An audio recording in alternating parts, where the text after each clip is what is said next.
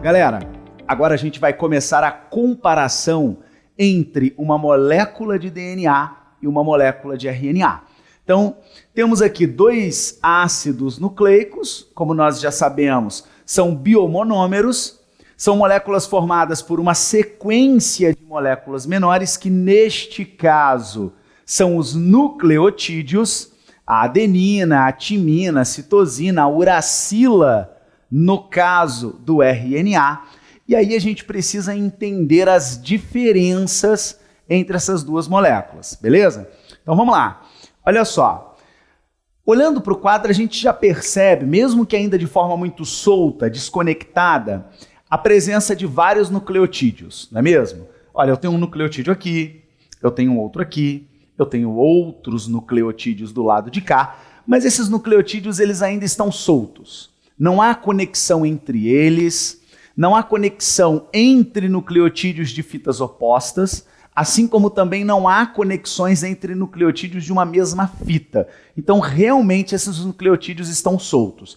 Mas nós já somos capazes de relembrar que todos eles são formados por fosfato, por pentose e por uma base nitrogenada, que é o radical. E aí eu já coloquei lá esse radical diferenciador. Olha, guanina, adenina, tá vendo? Olha do lado de cá, timina, olha, citosina. Então eu já marquei essas bases nitrogenadas. Então a gente já tem assim uma ideia de qual nucleotídeo cada esqueminha representa pra gente poder observar o seguinte. Faltou um detalhe, galera, acho que você já deve ter percebido aí. Olha, a pentose, né, o nosso açúcar de 5 carbonos, ele tem denominações diferentes, não é assim? Quando eu tenho uma pentose compondo um DNA, eu chamo de quê mesmo? Desoxirribose. Então vamos colocar um Dzinho aqui dentro, olha, faltou aí no meu esquema prévio, mas não tem problema não, a gente, aqui coloca de uma vez. E do lado de cá, a pentose do RNA é a ribose. Beleza, pronto. Agora o esqueminha tá legal, vamos continuar. Então eu tenho desoxirribose, ribose, nucleotídeos. Como nós observamos, eles ainda estão soltos, né? Eles ainda não estão conectados. O que a gente pode perceber para começar essa nossa comparação? Gente, lembrem-se de que um DNA ele é sempre formado por uma fita dupla. Isso é uma característica importante aqui, olha. Vamos pontuar. Então, o meu DNA ele é sempre caracterizado por uma fita dupla. Por outro lado, o meu RNA sempre irá se manifestar através de fita simples. É claro que tem um exercício ou outro que mudam essa denominação. Você já deve ter feito aí algum exercício que fala sobre uma fita, ele te dá uma sequência de DNA, porém uma fita única. Isso é possível? É possível. Isso depende do contexto da questão, tá? A gente vai falar sobre isso um pouquinho mais para frente, mas como via de regra, tá? A gente vai utilizar esse contexto, DNA fita dupla, RNA fita simples, tá? Quais são os nucleotídeos que compõem cada um desses ácidos nucleicos? Porque eu também tenho uma diferença, né, galera? Eu tenho uma diferença aqui. Lembram que eu tenho um nucleotídeozinho que muda, que altera, que está presente aqui e não está presente lá. E tem um que está lá e não está aqui, então eu tenho uma diferença. Quando se fala, então, em nucleotídeos, nucleotídeos, tanto para um quanto para o outro, é importante que vocês percebam que do lado de cá, na minha fita de DNA, eu sempre vou encontrar, olhem, adenina, eu vou encontrar timina, vou encontrar citosina e vou encontrar guanina. Tá lá. Já o RNA, a timina não está presente. Então eu tenho a adenina, a uracila e citosina e guanina. Citosina e... Opa, aqui arruma. Guanina. Beleza. Citosina e guanina. Gente, o fato do DNA ser sempre uma fita dupla e o RNA uma fita simples tem que me fazer perceber que o meu DNA ele tem sempre uma fita complementar. Eu tenho sempre uma fita de frente para outra. E essas fitas, elas precisam se encaixar, elas precisam se conectar. Tem uma ligaçãozinha para isso, mas essa ligação, ela é sempre perfeita. Perfeita no sentido de que a timina sempre se liga à adenina e vice-versa, olha aqui embaixo, e a guanina sempre se liga à citosina também e vice-versa, aqui embaixo mostra isso. Já o RNA, como é fita simples, não tem fita complementar, é uma fita só. Por isso que quando você olha o esquema de uma fita de DNA, o DNA está sempre assim, ó, enroladinho, né? Porque ele tem uma estrutura helicoidal, ele é espiralado, né? Dupla fita espiralada, então ele tem sempre uma estrutura como essa daqui. E o RNA, por ser simples, ele está sempre assim. É assim que a gente encontra aí nos livros, nos esquemas que a gente pesquisa, não é mesmo? Gente, o DNA, ele é duplo, ele tem nucleotídeos que nós já descrevemos aqui, o RNA é simples, tem uma modificação, não tem timina, mas tem uracila. E aí vem um detalhe. Olha, o DNA, ele é sempre maior, é sempre uma molécula maior do que o RNA, tá? Então, o DNA, olha só, é maior do que o RNA, tá? Isso é uma regra, sempre maior.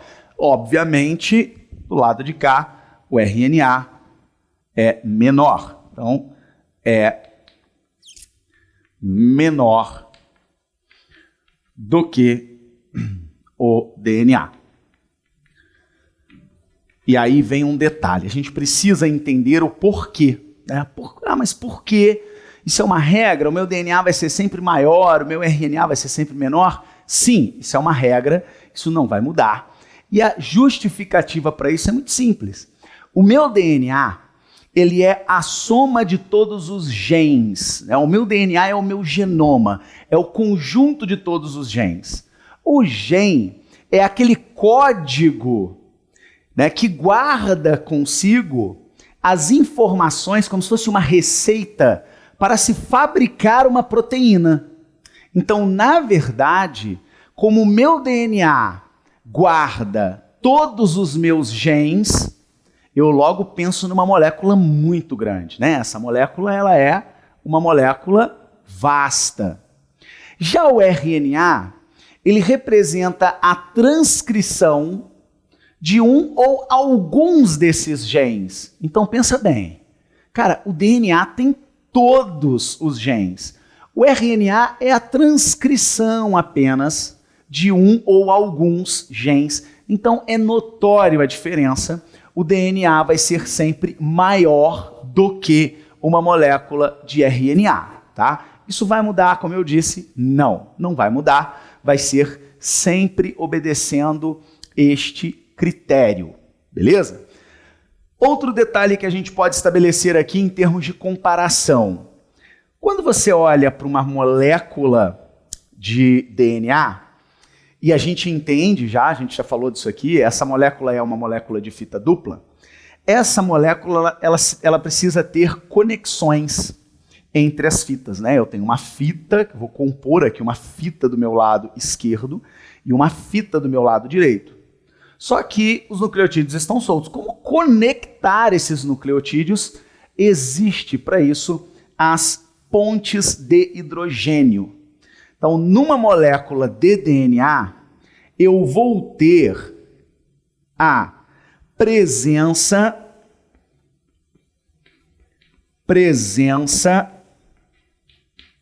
de pontes de hidrogênio.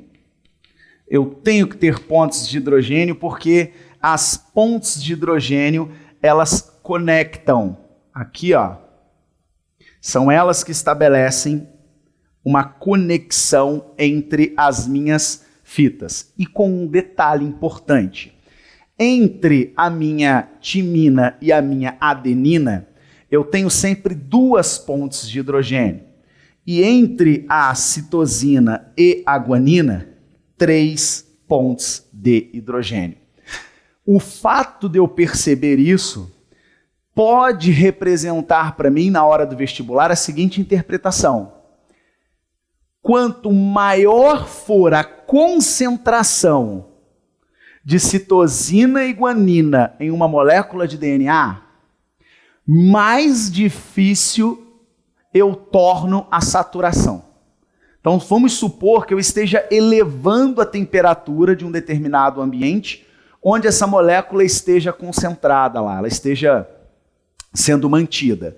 Se eu tenho baixa concentração de guanina e citosina em uma molécula e alta concentração em outra, aquela que tem mais guanina e citosina leva mais tempo para se desnaturar, porque na prática ela tem mais pontos de hidrogênio, tá? Então, aqui é uma característica interessante, presença de pontos de hidrogênio, e eu não tenho pontos de hidrogênio em uma molécula de RNA. Então, se uma questão diz para você que, olha, um ácido nucleico com presença de pontos de hidrogênio, opa, é o DNA. Sem sombra de dúvidas, porque eu não tenho pontes de hidrogênio em uma molécula de RNA. Perfeito até aí, galera?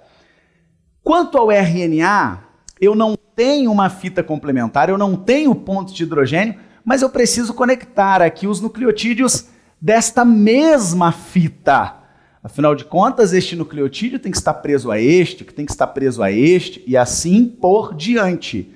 O mesmo vale para o DNA. Essa conexão ela é feita também por uma ligação, chamada de ligação fosfodiéster. Ligação fosfodiéster. Essa ligaçãozinha fosfodiéster, ela está conectando a pentose de um nucleotídeo ao fosfato do outro. Ó, a pentose de um, neste caso uma ribose, ao fosfato do outro nucleotídeo. Então, essa ligação que nós estamos presenciando aqui, ó, esta ligação refere-se a uma ligação fosfodiéster.